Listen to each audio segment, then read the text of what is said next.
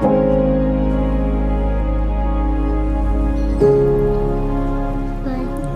does it hurt? No, I didn't feel it like that. Okay. Yeah.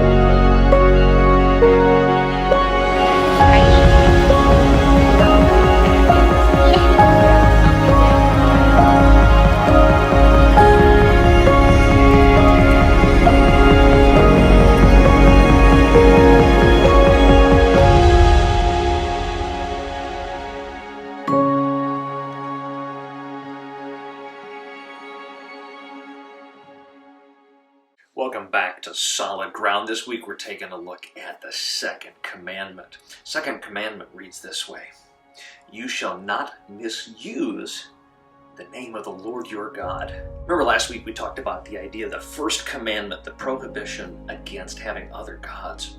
We looked at that relationally. Well, this continues that same thought, that if we look at the idea of our relationship with God, how we use His name naturally flows out of it. If God is the first in our hearts, if God is first in our hearts, the way in which we use His name naturally will flow out. We won't use His name to swear or to pledge oaths or as a curse word, as unfortunately so often we hear in our society, and perhaps are guilty of ourselves on occasion. But rather than just simply looking at it as a watch your language kind of a thing, it's relational language. That the way in which we think of our God, the way in which we love and respect our God, translates in the way we use His name in our daily lives.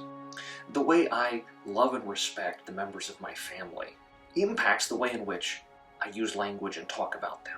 Now, at times, do we as family members irritate each other, and maybe we say things that, upon reflection, shouldn't be said. It's a difficult part of sin. This applies the same way when we wrestle with our own relationship with God, as we struggle with how we place either ourselves or God in the center of life. When we place God in the center of life, we are better able to offer Him praise with our tongue rather than curse Him with our tongue. The tongue is a challenging thing to manage, and we know this. Scripture warns us about this. But when we place God in our heart, or allow God to place Himself in our heart in such a way that He is first and foremost for us, and He guides us and infuses us with His love, it's His love that speaks back out through us. That's, once again, a solid ground upon which to build our faith and to be family together. God bless.